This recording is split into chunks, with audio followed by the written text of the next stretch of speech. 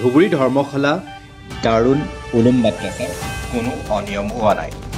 ধৰ্মশালা দাৰুল উলুম মাদ্ৰাছাৰ কমিটিৰ বিৰুদ্ধে হোৱা অভিযোগ একেবাৰে মিছা আৰু ভিত্তিহীন। ধুবুৰী ধৰ্মশালা দাৰুল উলুম মাদ্ৰাছাৰ প্ৰধান শিক্ষক চাহাব উদ্দিন মৌলানা বিগত ৩৫ বছৰ ধৰি কাম কৰি আছিল। তেতিয়ালৈকে ঠিকেই আছিল। তেখেতৰ অনিয়মৰ কথা কমিটিয়ে গম পাই সাধাৰণ সভাত ৰাইজক অৱগত কৰাত সাধাৰণ সভাই তাক বহিষ্কাৰ কৰে। প্ৰধান শিক্ষক চাহাব উদ্দিনে ৩টা অডিটৰ কথা উল্লেখ কৰিছে। ২০১৩ চনৰ পৰা ২০১৬ চনলৈ ৫৪ লাখ টকা, ২০১৬ৰ পৰা ২০১৯ চনলৈ ৩৫ লাখ টকা, সেয়া ঠিকেই আছে। ২০১৯ চনৰ পৰা ২০২৩লৈ মাত্ৰ ১৫ লাখ টকা কালেকশ্যন হৈছে। এই সময়ছোৱাত কিয় কম টকা কালেকশ্যন হ'ল সেয়াই হৈছে চাহাব উদ্দিনৰ অভিযোগ। আচলতে এই সময়ছোৱাত কৰোনা মহামাৰী লকডাউন চলি থকাৰ বাবে কালেকশ্যন কম হৈছে। কমিটিয়ে শিক্ষকক প্ৰহাৰ কৰা, ছাত্ৰক প্ৰহাৰ কৰা, ৰান্ধনীক প্ৰহাৰ কৰা আৰু অসমৰ এজন সন্মানীয় ব্যক্তি ইয়া চাহাবৰ লগতে বেয়া ব্যৱহাৰ কৰা সকলো মিছা কথা। চাহাব উদ্দিন মৌলানা এজন মিছলীয়া মানুহ। তেখেতে মাদ্ৰাছাখনত অনিয়ম কৰাৰ বাবে কমিটিয়ে ৰাজহুৱাভাৱে সভা পাতি চাহাব উদ্দিন মৌলানাই পাবলগীয়া ধন তাক বুজাই দিয়াৰ পিছত বহিষ্কাৰ কৰে। ইছলাম সৰকাৰ দাৰুল উলুম মাদ্ৰাসাৰ বৰ্তমান যেখানে আছে তাৰ এজন সদস্য। একচুৱেলি যোৱা ২৮ তাৰিখে দুটা চেনেলত নিউজ ওলাইছে এই মাদ্ৰাছাৰ কমিটি নামত। কমিটিয়ে এই মাদ্ৰাছাখনৰ বিভিন্ন সিদ্ধান্ত টকা আত্মসাৎ কৰাৰ অভিযোগ আহিছে। এই বিষয়ে কি ক'ব? আপুনি ভালকৈ জানে, আমাৰ সম্পাদকে অলপ আগতে কৈ গ'ল, তেওঁ যিবিলাক কথা কৈছে এইবিলাক তত্ত্ববিহীন কথা। মোৰো এগেষ্টত কৈছে, অডিট কৰিছে। এইবিলাক অডিট আমি কৰিছোঁ। আমাক প্ৰেচিডেণ্ট আৰু সম্পাদকে যিবিলাক কেছ বহি, ৰচিদ বহি যিবিলাক দিছে, এইবিলাক আমি চালি জাৰি চাই যিখিনি আহিব লাগে অডিটত এইখিনি আহিছে।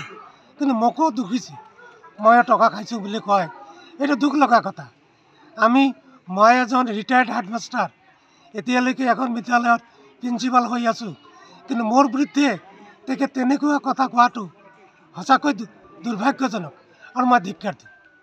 একচুৱেলি তেখেতে কৈছিল যে অডিটত আপুনি আছিল, অডিট কৰোঁতে যোনটো ২০১৯ৰ পৰা ২৩লৈকে যোনটো অডিট হৈছে ২৩ত, এই অডিটত ১৫ লাখ টকাৰ কথা আহিছে। কি ক'ব?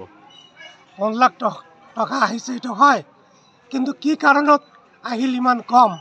আমি যেটা তথ্য পাইছিলোঁ তাতে দেখিলোঁ যে কোভিড-19 আৰম্ভ হৈছিল। ২-৩ বছৰ মাঠ হোৱা নাই। আমাৰ যিবিলাক বৰ্তমান মই এই দাৰুল উলুম ধৰ্মশালা মাদ্ৰাছাখনৰ সভাপতি। একচুৱেলি দেখা গৈছে যোৱা ২৮ তাৰিখে এই দাৰুল উলুম মাদ্ৰাছাৰ এগেইনষ্টত এটা নিউজ ওলাইছে যে কমিটিয়ে বিভিন্ন পইচা মাৰাৰ অভিযোগ আহিছে। আৰু কি ক'ব এই বিষয়ে? এই বিষয়ে কোৱাৰ একোৱেই নাই, কাৰণ যিখিনি আমি কমিটিয়ে যিখিনি আপ্ৰাণ চেষ্টা কৰি মাদ্ৰাছাৰ সুচাৰুৰূপে চলাৰ কাৰণে আমি চেষ্টা কৰি আছোঁ। ইয়াত মৌলানাজনৰ চাকৰি যোৱাৰ কাৰণেহে ই অভিযোগ কৰি আছে য'তে ত'তে। আৰু তাৰ স্বাৰ্থটো বিঘিন হৈছে, কাৰণ ই এজন একদম মিছলীয়ে মৌলানা। কাৰণ ৫,০০০ টকা কালেকশ্যন কৰিলে ই ৰচিদ বহীত লেখে ৫০ টকা। এনেকুৱা চৰিত্ৰৰ মানুহ প্ৰধান শিক্ষকৰ যোগ্যনে? কেতিয়াও হ'ব নোৱাৰে। গতিকে এইবিলাক মানুহক আমি চালি জাৰি চাই, কমিটি আৰু ৰাইজে চালি জাৰি চাই আমি তাক এই যোৱা সাধাৰণ সভাখনত সমূহ ৰাইজে তাক পদচ্যুত কৰিছে, ডিসচাৰ্জ কৰাইছে। গতিকে ইয়াত আমাৰ কমিটিয়ে কৰা নাই। কমিটি সম্পূৰ্ণৰূপে আমি বাহিৰত আছোঁ এই ডিসচাৰ্জ কৰাৰ ক্ষেত্ৰত। আৰু আমাক যিটো দোষাৰোপ দিছে সম্পূৰ্ণভাৱে মিছা। তেখেতে কৈছে যে ৩টা অডিট হৈছে, ১৩ৰ পৰা ২২লৈকে ৩টা অডিট হৈছে, যে ১৩ৰ পৰা ১৬লৈকে ৫৪ লাখ টকা কালেকশ্যন, আৰু ১৬ৰ পৰা ১৯লৈকে। News desk report AIPL Live 24/7।